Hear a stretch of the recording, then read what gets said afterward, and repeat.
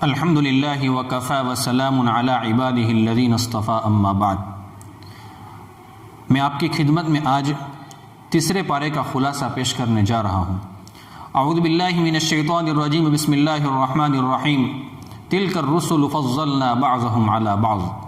تیسرے پارے کے شروع میں انبیاء کرام علیہم السلام کا ذکر فرمایا، ارشاد فرمایا کہ انبیاء کرام علیہم السلام میں سے بعض انبیاء کو اللہ تعالیٰ نے دوسرے بعض پر فضیلت دی ہے۔ امت سے تو تمام انبیاء کرام علیہم السلام افضل ہیں، لیکن نبیوں میں سے بعض نبی دوسرے نبی سے افضل ہیں۔ اللہ تبارک و تعالیٰ نے کسی نبی کو براہ راست اپنے ساتھ ہم کلام ہونے کا شرف بخشا ہے تو کسی نبی کو کوئی اور اعزاز بخشا ہے۔ پھر انبیاء کرام علیہم السلام کو جو معجزات دیے ہیں ان کا ذکر کیا ہے۔ اس پارے کے دوسرے رکوع میں آیت الکرسی ہے جو قرآن کریم کی افضل ترین آیت ہے، اس کو پڑھنے کا اہتمام ہمیں کرنا چاہیے۔ اس کے بعد حضرت ابراہیم علیہ السلام اور نمرود کا واقعہ ہے، الم تر الی الذی حاج ابراہیم فی ربہ ان آتاہ اللہ الملک۔ حضرت ابراہیم اور نمرود کے درمیان جو مناظرہ ہوا اس کو تفصیل کے ساتھ ذکر کیا ہے۔ نمرود خود کو سجدے کراتا تھا، خدائی کا دعویٰ کرتا تھا، حضرت ابراہیم علیہ السلام نے دلیل کی طاقت کے ساتھ اس کو خاموش کر دیا۔ یہ بات ذہن نشین کر لیں، جس طرح دین کا کام تصنیف ہے، تبلیغ ہے، دعوت ہے، جہاد ہے، وعظ و نصیحت ہے، امامت ہے، خطابت ہے، اسی طرح مناظرہ بھی دین کا حصہ ہے۔ انبیاء کرام علیہ السلام معصوم ہوتے ہیں، چھوٹا یا بڑا کوئی بھی گناہ کا کام نہیں کرتے۔ اگر مناظرہ کرنا گناہ ہوتا تو ابراہیم علیہ السلام کبھی بھی اس کام کو نہ کرتے۔ او کالذی مر علی قریۃ وہی خاویۃ علی عروشها۔ حضرت عزیر علیہ السلام کا ذکر ہے کہ ایک مرتبہ ان کا ایک تباہ شدہ بستی سے گزر ہوا تو ان کے دل میں خیال آیا کہ اللہ تعالیٰ انہیں دوبارہ کیسے زندہ فرمائیں گے، تو اللہ تبارک و تعالیٰ نے حضرت عزیر علیہ السلام پر 100 سال تک موت کو طاری کر دیا، پھر ان کو دوبارہ زندہ کر دیا۔ مثل الذین ينفقون اموالهم فی سبیل اللہ کمثل حبۃ انبتت 7 سنابل۔ پھر اللہ تبارک و تعالیٰ نے انفاق فی سبیل اللہ کی مثال بیان کی ہے کہ اللہ تعالیٰ کے راستے میں خرچ کرنے والوں کو اللہ تبارک و تعالیٰ کے راستے میں خرچ کرنے والوں کے اجر کو ایک مثال سے اللہ نے سمجھایا ہے۔ کس طریقے سے کہ کسان زمین میں ایک دانہ بوتا ہے، اس سے 7 بالیاں اگتی ہیں، ہر بالی میں 100 دانے ہوتے ہیں، تو کسان ایک دانہ خرچ کر کے 700 دانے حاصل کرتا ہے۔ یہی حال اس شخص کا ہے جو اللہ کے راستے میں 1 روپیہ خرچ کر کے سینکڑوں نیکیاں کما لیتا ہے۔ وَأَحَلَّ اللَّهُ الْبَيْعَ وَحَرَّمَ الرِّبَا۔ اس کے بعد اللہ تبارک و تعالیٰ نے سود کی حرمت کو بیان کیا ہے، فَإِن لَّمْ تَفْعَلُوا فَأْذَنُوا بِحَرْبٍ مِّنَ اللَّهِ وَرَسُولِهِ۔ یہ اگلی بات جو میں آپ کی خدمت میں پیش کرتا ہوں بہت اہم ہے۔ پھر اللہ تبارک و تعالیٰ نے سود کی حرمت کو بیان کیا ہے۔ سود پر جہاں اور وعیدیں ہیں وہاں اہم ترین وعید یہ ہے کہ اللہ تعالیٰ نے سود خور کے ساتھ اعلان جنگ کیا ہے، جنگ کا اعلان کیا ہے۔ جنگ کا ضابطہ یہ ہے، جس سے جنگ ہوتی ہے ایک فریق اس کی سب سے قیمتی چیز کو تباہ و برباد کرنے کی کوشش کرتا ہے۔ اللہ تعالیٰ کے یہاں سب سے قیمتی چیز ایمان ہے۔ سود کھانے والا جب سود کو حلال سمجھ کر کھاتا ہے تو اس کا ایمان ختم ہو جاتا ہے، اور حرام سمجھ کر کھاتا ہے اور اس پر مداومت کرتا ہے، ہمیشہ کھاتا رہتا ہے، توبہ نہیں کرتا ہے، تو پھر خدشہ ہے، خطرہ ہے اس بات کا کہ اس کا ایمان سلب ہو جائے۔ سود سے بچنا بہت ضروری ہے۔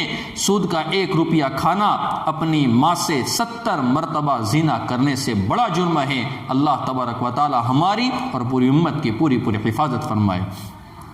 یا ایھا الذین آمنوا اذا تداینتم بدین الی اجل مسمى فاکتبوہ۔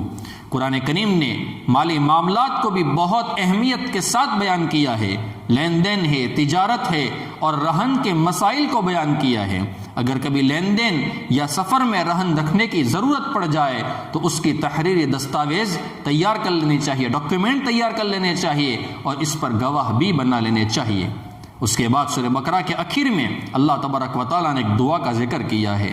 بہت پیاری دعا ہے، ربنا لا تؤاخذنا ان نسینا او اخطأنا ربنا ولا تحمل علینا اصرا كما حملته على الذين من قبلنا ربنا ولا تحملنا ما لا طاقة لنا به واعف عنا واغفر لنا وارحمنا انت مولانا فانصرنا على القوم الكافرین۔ اے ہمارے رب، اگر ہم بھول جائے یا غلطی کرے تو ہماری پکڑ نہ فرمائیے گا۔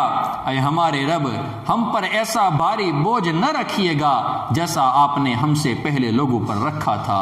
اے ہمارے رب، ہم سے وہ بوجھ نہ اٹھوائیے گا جس کی ہم میں طاقت نہیں ہے، ہمیں معاف کر دیجئے، ہمیں بخش دیجئے اور ہم پر رحم کا معاملہ فرما دیجئے، ہم پر رحم کر دیجئے۔ آپ ہی ہمارے کارساز ہے اور کافروں کے مقابلے میں ہماری مدد فرما دیجئے۔ اس کے بعد اللہ تبارک و تعالیٰ نے سورہ آل عمران کو شروع کیا ہے۔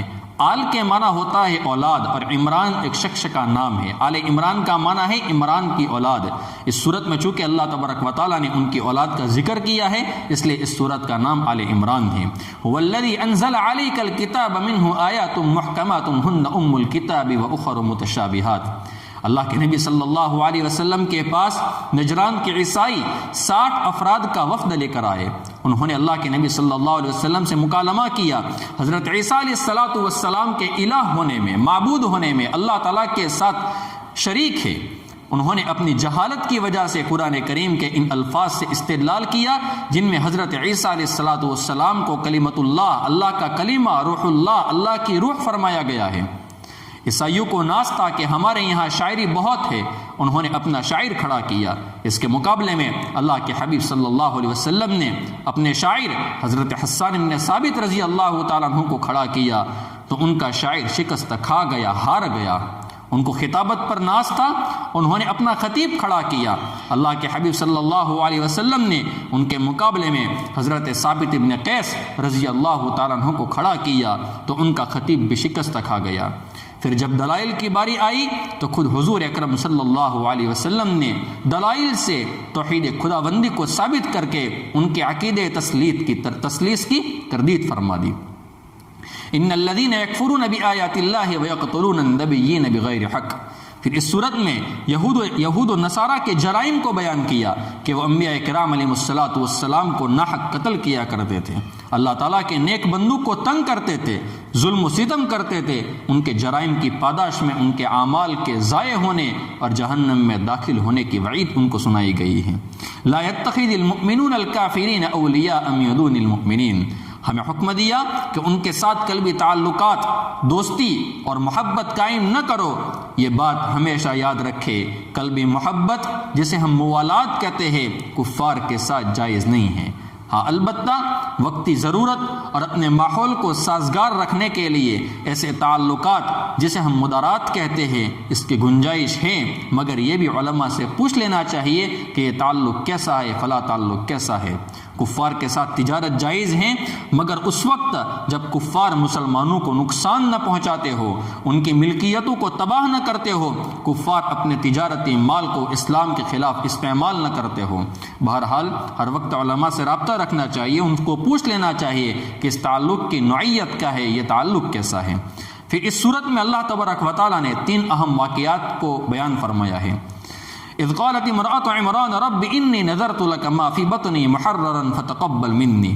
حضرت مریم کی والدہ کا ذکر ہے، ان کی اولاد نہیں تھی، انہوں نے منت مانی، اے اللہ تو مجھے بیٹا دے، میں اس کو تیرے دین کے لیے وقف کر دوں گی۔ لیکن اللہ تبارک و تعالیٰ نے انہیں بیٹی عطا فرمائی تو حضرت مریم علیہ السلام کی والدہ کو شبہ ہوا کہ بیٹا ہوتا تو میں دین کے لیے پیش کر دیتی، لیکن میری تو بیٹی ہوئی ہے، بیٹی کیا کرے گی؟ تو اللہ تبارک و تعالیٰ نے بڑا پیارا جواب دیا، وَلَيْسَ الذَّكَرُ كَالْأُنثَىٰ، کہ جو بیٹا تو نے مانگا تھا وہ اس بیٹی کی طرح نہیں ہے، وہ اس بیٹی کی طرح نہیں ہے جو ہم نے دی ہے۔ بسا اوقات دینی معاملات میں بیٹیاں بیٹوں سے بڑھ جاتی ہے۔ بیٹیاں اللہ تبارک و تعالیٰ کی رحمت ہے، اس لیے بیٹی کی پیدائش پر دل چھوٹا نہیں کرنا چاہیے، اللہ تبارک و تعالیٰ کی رحمت کو خوشی خوشی قبول کر لینا چاہیے۔ گویا کہ اللہ تبارک و تعالیٰ بتانا چاہتے ہیں کہ ہم نے جو آپ کو بیٹی دی ہے وہ عام بیٹیوں کی طرح نہیں ہے۔ پھر اللہ تبارک و تعالیٰ نے نظر کے مسئلے کو بیان فرمایا ہے کہ نظر صرف اللہ کے لیے ہو، کسی غیر اللہ کے لیے ہرگز نظر نہیں ہونی چاہیے، کیونکہ نظر عبادت ہے اور عبادت صرف اللہ تبارک و تعالیٰ کی ہوتی ہے۔ ہنالک دعا زکریا ربہ قال رب ہب لی من لدنک ذریۃ طیبہ۔ پھر حضرت زکریا علیہ السلام کا ذکر فرمایا کہ انہوں نے حضرت مریم جب کہ وہ چھوٹی تھی ان کے پاس بغیر موسم کے پھل دیکھے تو حضرت زکریا علیہ السلام نے پوچھا، اے مریم تمہارے پاس یہ تر و تازہ پھل کہاں سے آئے ہیں؟ حضرت مریم علیہ السلام نے کہا یہ تو اللہ تبارک و تعالیٰ کی طرف سے ہے۔ یہ حضرت مریم علیہ السلام کی کرامت تھی۔ حضرت زکریا علیہ السلام کے یہاں پر اولاد نہیں تھی، حضرت مریم کے پاس بغیر موسم کے پھل دیکھ کر اللہ تبارک و تعالیٰ سے اولاد کی دعا مانگی، میرے اللہ مجھے بھی اپنی طرف سے اولاد عطا فرما، جس طرح تو نے حضرت مریم علیہ السلام کو بغیر موسم کے پھل دیے ہیں۔ حالانکہ حضرت زکریا علیہ السلام بوڑھے ہو چکے تھے، ان کی اہلیہ محترمہ بھی بوڑھی اور بانجھ ہو چکی تھی، اس کے باوجود اللہ تبارک و تعالیٰ نے حضرت یحییٰ علیہ السلام جیسا بیٹا عطا فرمایا۔ اس واقعے سے یہ واضح طور پر معلوم ہوا کہ ولی کی کرامت کو دیکھ کر ولی کے خدا سے مانگنا چاہیے، نہ کہ خود ولی سے۔ پھر مزارات پر چکر لگانے لگے، یہ شرک ہو جائے گا، اس سے بچنا بہت ضروری ہے۔ یاد رکھے ولی کی کرامت کو دیکھ کر ولی سے مانگنا یہ اسلام نہیں ہے، ولی کی کرامت کو دیکھ کر ولی کے خدا سے مانگنا یہ اسلام ہے۔ قالت رب انا يكون لي ولد ولم يمسسني بشر قال كذلك الله يخلق ما يشاء اذا قضى امرا فانما يقول له كن فيكون۔ پھر حضرت عیسیٰ علیہ السلام کی پیدائش کو بیان فرمایا کہ وہ خدا کے کلمہ کن سے بغیر کسی ظاہری سبب کے پیدا ہوئے ہیں۔ مذکورہ تینوں واقعات خرق عادت کے خلاف بھی ہے اور اللہ تبارک و تعالیٰ کی عظیم قدرت پر دلالت بھی کرتے ہیں۔ وَمَكَرُوا وَمَكَرَ اللَّهُ وَاللَّهُ خَيْرُ الْمَاكِرِينَ۔ یہود نے حضرت عیسیٰ علیہ السلام کو قتل کرنے کا پختہ ارادہ کر لیا تھا، دوسری طرف اللہ نے انہیں بچانے کی تدبیر فرما لی اور اللہ تبارک و تعالیٰ کی تدبیر ہمیشہ غالب رہتی ہے۔ اذ قال اللہ یا عیسیٰ انی متوفیک ورافعک۔ اللہ تعالیٰ نے پہلے حضرت عیسیٰ علیہ السلام کو تسلی دیتے ہوئے فرمایا تجھے دنیا میں دوبارہ اتارنے کے بعد ظاہری موت میں ہی دوں گا۔ اس کے بعد فرمایا میں تجھے ابھی زندہ آسمان پر اٹھا لوں گا اور تجھ تک یہودیوں کے ہاتھ پہنچنے بھی نہیں دوں گا، تجھے ان بدبخت یہود سے محفوظ رکھوں گا اور پھر جو تیرے ماننے والے ہیں انہیں کامیاب کروں گا۔ اہل سنت والجماعت کے نزدیک حضرت عیسیٰ علیہ السلام آسمان پر زندہ ہیں، قیامت سے پہلے آئیں گے اور حضور اکرم صلی اللہ علیہ وسلم کے امتی ہونے کی حیثیت سے آئیں گے، جہاد کریں گے۔ پھر دنیا میں حضرت عیسیٰ علیہ السلام کی برکت سے کوئی ایک شخص بھی کافر نہیں رہے گا۔ اگر آپ حضرت عیسیٰ علیہ السلام کو اپنی زندگی میں دیکھ لے تو ان کے سپاہی بنے اور ان کے معاون بنے۔ یاد رکھیں حضرت عیسیٰ علیہ السلام آسمان سے دنیا میں آئیں گے لیکن ان کی نبوت سلب نہیں ہوگی۔ ہمارے بعض احباب یوں سمجھتے ہیں کہ وہ امتی بن کر تو آئیں گے لیکن ان کی نبوت سلب ہو جائے گی۔ ایک مرتبہ اللہ کسی کو نبی بنا دیتے ہیں، نبوت کو سلب نہیں کرتے ہیں۔ حضرت عیسیٰ علیہ السلام نبی ہی ہوں گے اس وقت بھی۔ رفع عیسیٰ علیہ السلام سے یہودیوں کے اس باطل نظریے کا رد ہو گیا کہ حضرت عیسیٰ علیہ السلام کو سولی پر چڑھا دیا گیا ہے، وہ قتل کر دیے گئے ہیں۔ اللہ تعالیٰ نے ان کی تردید فرما دی کہ عیسیٰ علیہ السلام کو سولی پر نہیں چڑھایا گیا ہے بلکہ وہ آسمان پر زندہ ہے۔ فَقُلْ تَعَالَوْا نَدْعُ أَبْنَاءَنَا وَأَبْنَاءَكُمْ وَنِسَاءَنَا وَنِسَاءَكُمْ وَأَنفُسَنَا وَأَنفُسَكُمْ ونساءنا ونساءکم وانفسنا وانفسکم۔ عیسائیوں کا ایک وفد جو اللہ کے نبی صلی اللہ علیہ وسلم کی خدمت اقدس میں آیا تھا، دلائل سننے کے باوجود بھی انہوں نے جب حق کا اعتراف نہ کیا، حق کو قبول نہ کیا، حق کا اقرار نہ کیا تو اللہ تبارک و تعالیٰ کے حکم سے نبی کریم صلی اللہ علیہ وسلم نے انہیں مباہلہ کی دعوت دے دی۔ وہ مباہلہ پر تیار نہ ہوئے بلکہ جزیہ دینا انہوں نے قبول کر لیا۔ وَإِذْ أَخَذَ اللَّهُ مِيثَاقَ النَّبِيِّينَ لَمَا آتَيْتُكُم مِّن كِتَابٍ وَحِكْمَةٍ اللہ تعالیٰ نے تمام انبیاء کرام علیہ السلام سے یہ عہد لیا، اگر تمہاری موجودگی میں سید الانبیاء خاتم النبیین حضرت محمد مصطفیٰ صلی اللہ علیہ وسلم تشریف لے آئے تو تم سب نے ان پر ایمان لانا ہے۔ انبیاء سے جو عہد لیا تھا حقیقت میں وہ عہد ان کی امتوں سے تھا، اس لیے ان چیزوں کو ہم سامنے رکھیں۔